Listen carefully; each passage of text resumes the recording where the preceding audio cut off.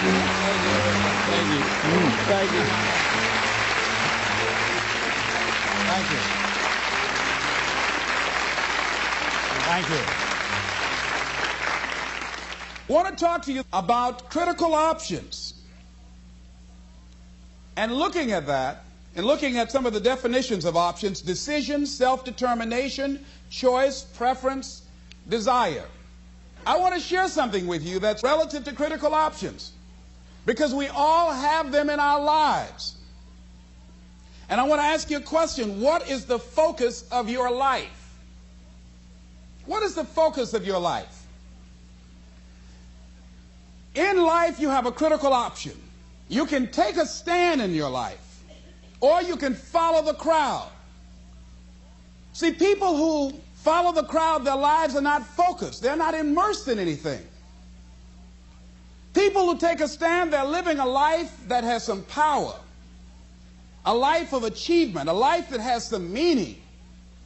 People that are taking a stand in life, they are consciously involved in a process to design a life of substance. People who are following the crowd, these are people that they're just doing what everybody else is doing. So that's a crowded road over there. They're following the followers. I want to talk to you about taking a stand with your life. And what are some of the things we can do that will enable us to give our lives up in a way that has some purpose and meaning, that can be real for us, that can give us a sense of fulfillment, of joy and happiness and peace of mind. See, most people are bored with life. Most people feel that life isn't worth the hassle, that life is just wearing me out. It's boring, it's monotonous. I have nothing to look forward to. Here we go again, another Monday morning. TGIF Day, thank God it's Friday. Here we go again, oh boy. You see what the man meant about many people die at age 25 and don't get buried until they're 65? Doing the same thing the same way every day, looking at these faces, just walking around. I mean, you got to be aware of these faces. They affect you, you know. Try to stay around pleasant faces, and if you have an unpleasant face, try and smile more. It's good for your health. And there's another dividend: you look better too. So, looking for a way in which we can begin to give our lives some special power. Number one, commit yourself to giving your best at all times. Now, that's not easy. See, most people, and particularly those who are working in corporations, they're finding now they've got to change their behavior. We're now involved in a world economy. We will never do business the way in which we've done business in the past. We will never be able to, in the American workplace, do just enough to get by. Now the standards have been raised. Quality and productivity has been increased because of the competition. And so now average performance will not be enough. This is a new day. Competition is fierce. So people who've been locked into a behavior pattern are working just hard enough to keep from getting fired. They're being laid off, are forced into early retirement. It's a new game now. So now more than ever, it's about increased productivity. Now more than ever, it's about superior quality service. Now more than ever, it's about creating a positive atmosphere in the workplace. And people that have that competitive age, people that are hungry to make it. See, you got to be hungry now. You can't just casually walk around, well, I'll get to it later on. Oh, no, this is a new day right now. Committing yourself to give your best at all times, regardless of the competition to do otherwise, or the influences of negative people that will tell you, hey, look here, don't push yourself too much. Now's the time to push yourself, to always get in the habit of giving the best that you have to share. Thinking about a situation where I had to give a lecture out in Los Angeles, California for Xerox Corporation. Well, part of what I do when my profession is doing corporate training. My passion is doing training with kids. So when I go someplace, I always try and arrange for a community group to have a group of young people together for me to work with them on a volunteer basis in the evening. So I decided to go into an area of Los Angeles to talk with someone about doing that, and they suggested that I come to speak at a community center right outside Los Angeles at Carson Community Center. And because of the gangs in Los Angeles, one of the young men that was coming there to organize it, and his mother, he had a twin brother, and he took an interest in me because I have a twin. And his twin brother was the victim of a gang ritual. They brought in a new member in a gang, and he had to prove that he was really with them and committed. And his job was just to select anybody at random and kill them. And he did that as this young guy was coming out of a store. So they told me, Mr. Brown, would you come over and talk to the teenagers here? There's a lot of depression and despair and hopelessness and people feeling powerless about the gangs. And bring with you some handouts and materials so you can do a workshop. And parents will be involved too. Would you be willing to do that? I said, well, I'm doing a full-day seminar, and I'm usually just physically exhausted afterwards. How many people you say you're going to have? We guarantee at least 400 to 500 people there. I said, okay, I will come there and work with them and take them through this intensive. It's called Project Respect, how to create a shift in the community, how to get young people engaged in a process of creating positive peer pressure rather than buying into the negative peer pressure. Instruments and techniques of how we can provide ongoing coaching for young people to begin to change how they see themselves and their values and how to resist negative peer pressure. So I came there after working in a seminar, totally exhausted, in that Los Angeles traffic. It took over an hour to get there. Got there, they only had 7 people. I had an attitude.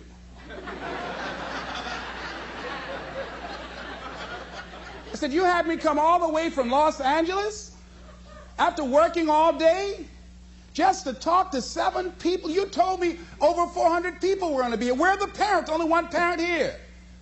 My time is valuable. I've got all this material that we've copied to do a workshop. And so I went on and talked to those young people that were in the room, the 7 that were there, and I just gave them a little speech. And then I left. Went back to the hotel. That night around 3:30 in the morning, the phone rang. The minister that invited me called me and said, Mr. Brown, I've got to ask for your attention for a moment. I said, what is it? Kenyatta, one of the young men who was there, wanted to talk to you. He was the brother of the guy that was killed. He'd like to talk to you. He's been here for over an hour, and I told him, please don't call you. But he insisted. Would you please talk to him for a moment? I said, yes, put him on the phone.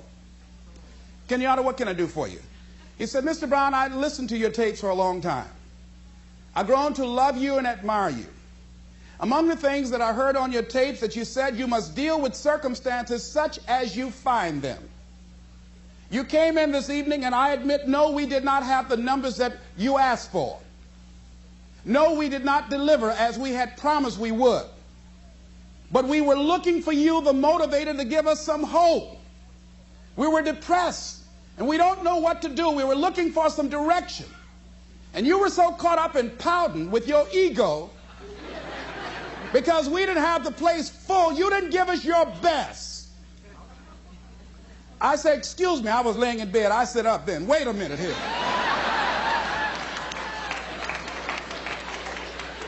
Now, see, part of what won't let us grow in life is, number one, we identify when we get feedback.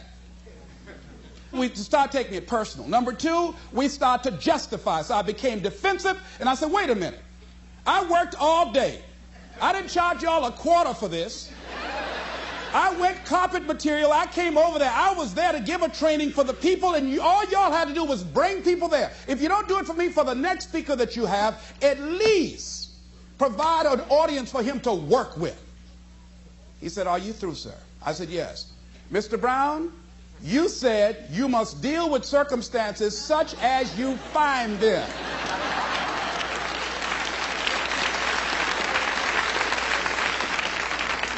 We went round and round for about 45 minutes. Because my ego on the line. I can't let this young boy out debate me. He was not intimidated. I used all the verbal gymnastics and examples I could. He would not budge. And I said, okay, I'm sorry. Give me a break. And he said, it takes a big man to say he's sorry.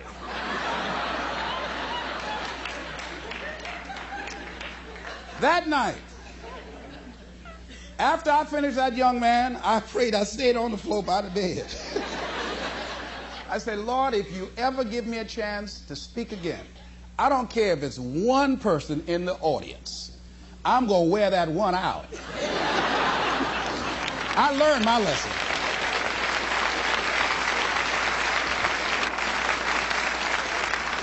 I want to read something to you called The Builder that kind of touched me. Because when you start looking at giving your best at all times, that's not easy.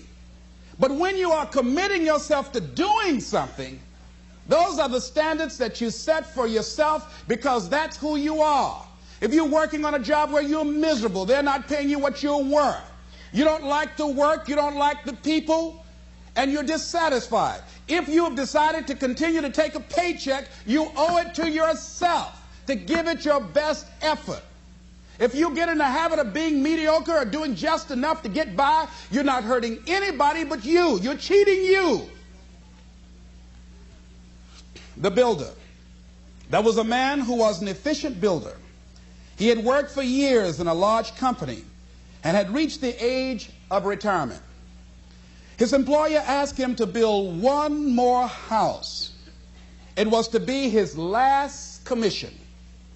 The builder took the job, but his heart was not involved. He used inferior materials. Timber was poor, and he failed to see the many things that should have been clear to him had he shown even his normal interest in his work. When the house was eventually finished, his employer came to him and said, "The house is yours. Here's the key. It's a present from me." The builder immediately regretted that he had not used the best materials and engaged the most capable workers. If only he had known that the house was for him. Whoa.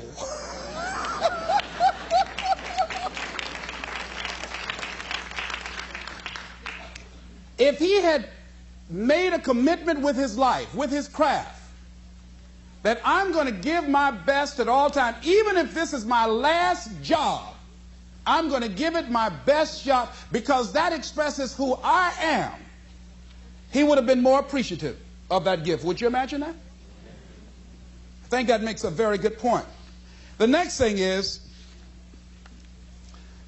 live each day with integrity. Don't try and get over in life. Don't try and cheat. See, a lot of people like to try and cheat. I was with a friend of mine, and we went into a service station to get some gas. They gave me back too much change. I discovered it down the road, and I was turning around going back. Guy said, "You're a fool." Hey, man, what when they don't give people enough change? You think they flag the people down? I said, I'm not responsible for them. I'm responsible for me. I went back and I told the guy, "Excuse me, sir, you gave me a $20 bill too much." I gave it to the guy just took it and walked away, didn't say thank you. The guy in the car laughed, said, "I told you, you fool." I'd have kept that. I said, I'm not responsible for his attitude. I don't care. Knowing that he would not say thank you, I would still give it back to him. Because my image of myself says, hey, you don't take something that doesn't belong to you. That's the way my mother raised me. Don't try and cheat. Say, well, you know, this little bit won't count. Everything counts. A friend of mine was on welfare after going through a bad experience.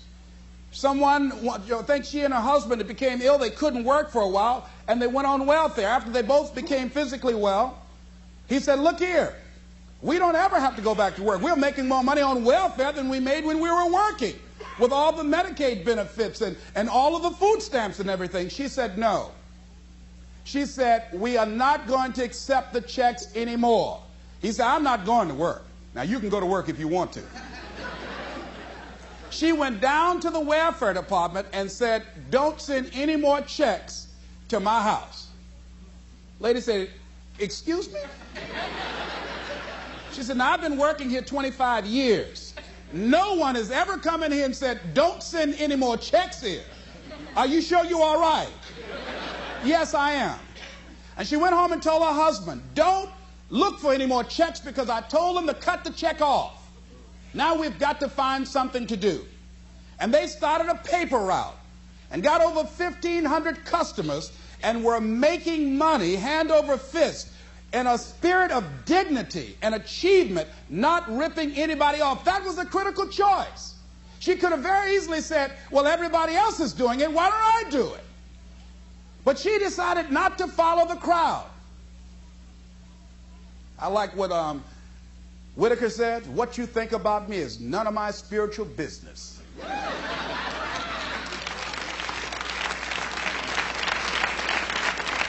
So when you are keeping integrity with yourself, you know that's going to bring you under a lot of pressure. The next thing is, don't try to cut a bargain with life. Life is not Donald Trump. Life will not give you any special deals because you maintain a sense of integrity. Anybody ever try to cut a deal? Raise your hand, please, if you know what I'm talking about. If you try to cut a deal, there are no deals. There are no deals. You've got to do what you do because, not with any ulterior motives, that you're going to get some special benefit or some special treatment in the universe. No. Doesn't mean that somebody might not steal your car while you're trying to do some good for somebody. No, there won't be any special light around your car. They will take your car too. All the good people. You're going to go too. You've got to do what you do because that expresses who you are and for no other reason. They might not have a banquet to recognize you or give you a special little plaque and dedicate a day in your name. No. Do what you do because that's you. The next thing is dedicate your life to something. Dedicate your life to a cause larger than yourself. See, if you dedicate your life to a cause larger than yourself, you're not following in the crowd. See, if your life is not dedicated to something of value, and I like what Howard Thurman said, who was one of the mentors to Dr. Benjamin Mays, who was a mentor to Dr. Martin Luther King. He said, the quality of life is often determined by that to which the individual is dedicated. If the dedication of the life is vague and diffuse, the quality is apt to be poor and weak. There is much to be said for the intensity of life. See, most people are not intense about living. Most people are very casual about life.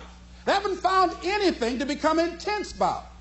So when you dedicate your life, you don't care anything about the odds. Somebody say when the dream is big enough, the odds don't matter. See, when you dedicate your life, you bring on a special power. There's a power in you that people, circumstances, events, and I'm not talking about the physical you, I'm talking about the real you, the indestructible, invincible, perfect essence of who you really are, that can bring a government to its knees, that can change the course of history.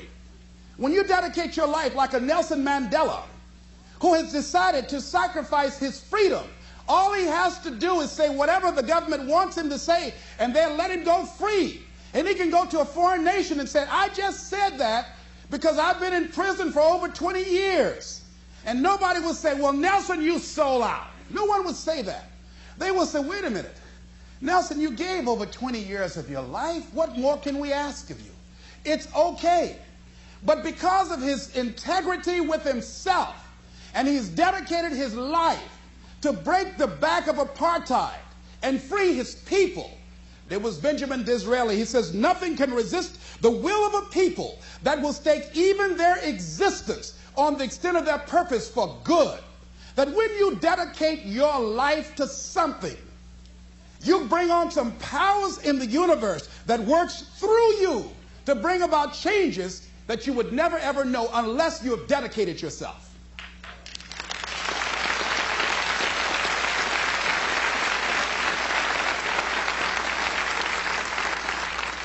So I say to you that there is a Mother Teresa in you. There's some work for you to do. I say to you that there is a Nelson Mandela in you. That kind of commitment, that kind of spirit, that kind of personal power, that kind of vision of allowing yourself to be used by life is in you. That all of us came here to do something, to make a difference. And in a historical context, the world will never be the same again because you came this way. Anytime somebody asks me how I'm doing, I say I'm doing better than good and better than most, and sometimes even better than that. Let me tell you where I got that from. When I was involved in broadcasting, I used to have the first hour of my show as a disc jockey in Columbus, Ohio. I used to give an inspirational program. And there was a lady that used to call me by the name of Audrey Pelmore. Audrey worked at University Hospital. Audrey was an enthusiastic personality that everybody liked her. I mean, she had a radiant smile, and she was just one of those people. You ever meet one of those people that everybody just liked them? She was one of those kind of folks. Audrey became stricken with muscular sclerosis at a very young age. And after a while, she became confined to a wheelchair. She had children. And because of her physical deterioration, she could no longer take care of her children, and she had to be confined to a nursing home, Alum Creek Nursing Home on Nelson Avenue in Columbus, Ohio. Audrey used to have the nurses at the hospital call the radio station and put the phone to her ear.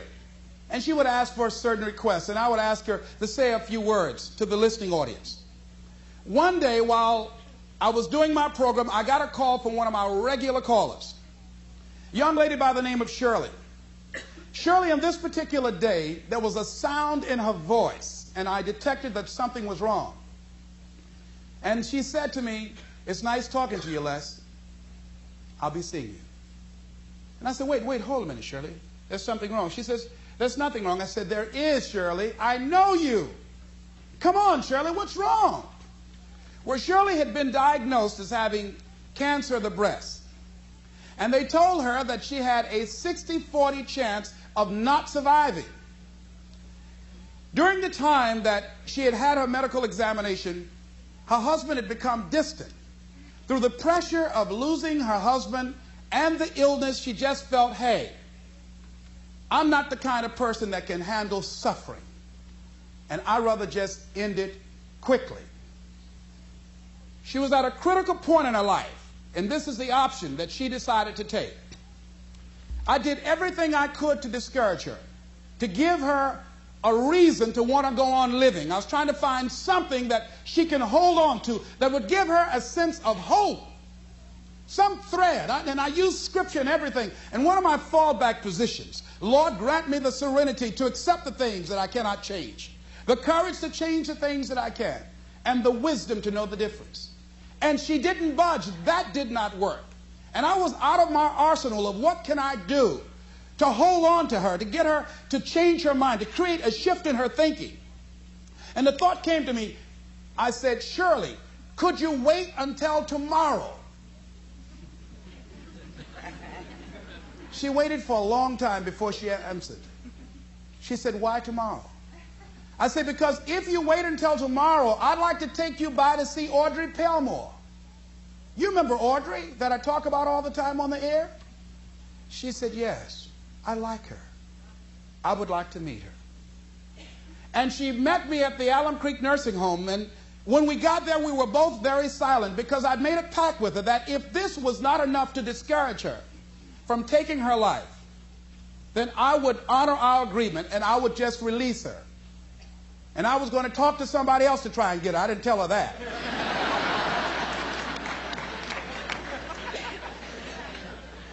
As we walked down the hall, I did not know exactly what to expect. I had not seen Audrey for some time. When we walked in the room, there Audrey was, all twisted and physically deformed. She had no voluntary use of her arms. She couldn't even fan a fly out of her face. She couldn't get up and move around. And we had to get close to her because her vision was blurred and she can't speak very loudly. And her hearing was somewhat impaired. And as we drew closer to her, I said, Audrey, this is Les. And I have a friend with me named Shirley. How you doing, Audrey? And with what strength she had, she said, better than good and better than most. And Shirley, I know as the tears began to form in her eyes, I know she had to be thinking that here this woman is.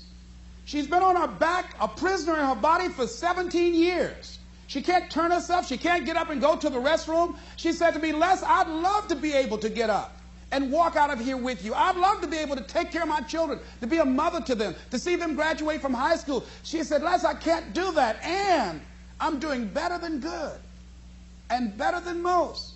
Shirley had to be saying within herself, what right do I have to feel sorry for myself? What right do I have to cry out, why me?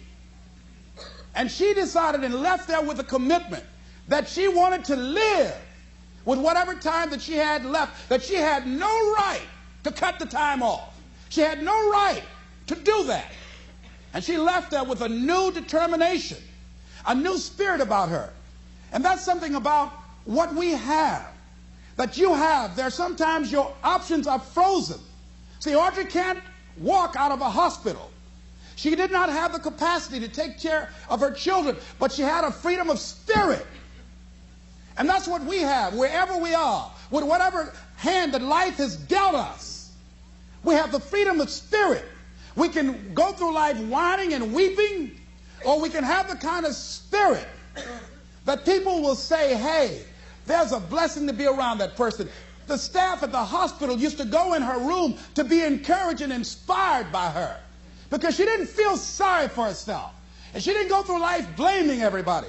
I'm reminded of a young guy who was on a bus, a little young fellow, and some kids were picking at him, some bigger guys, and they kept on thumping him on the head and hiding their hands. And so he got tired of them doing that, and he stood up so he would not be around them, out of their reach. And they took him and said, sit down. They set him down. And he stood back up. He said, I don't want to sit down. They said, sit down. Didn't we tell you? And they pushed him back down. I don't want to sit down. They said, sit down. And they held him down. And he looked at him. He said, you might hold me down, but I'm standing up inside myself.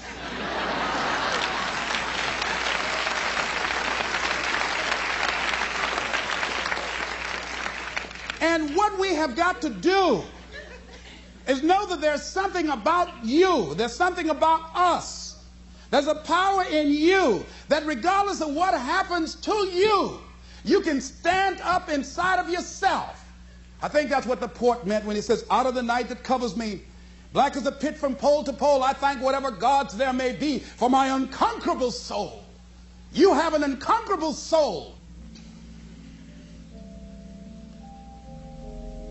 Something that George Bernard Shaw said that I think has some power for us. I'd like to share it with you. He said, this is the true joy in life. And one of the things that he said, and I love when he talked about man and Superman, he said that we should establish a tribunal where people would be required to come once a year to give a reason why they should be permitted to go on living for the next year. Can you imagine all the do-nothings hopping from one foot to the other trying to give some justification why they should be allowed to live for the next year? Well, what do? I drink a little bit. What are you contributing to life? I go to work every day. No. Are you making a difference in the universe? Why should we allow you to continue to occupy this space? Can I come back to that one?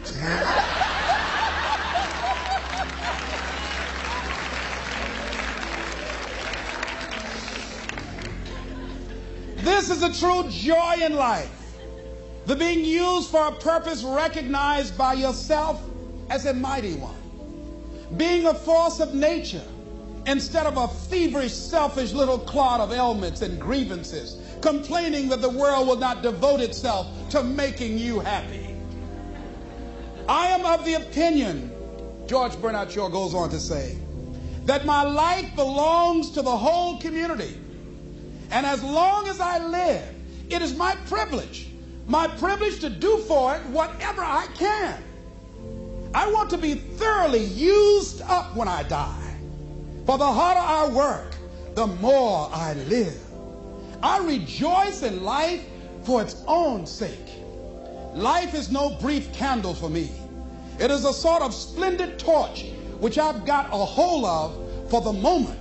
And I want to make it burn as brightly as possible before handing it on to future generations.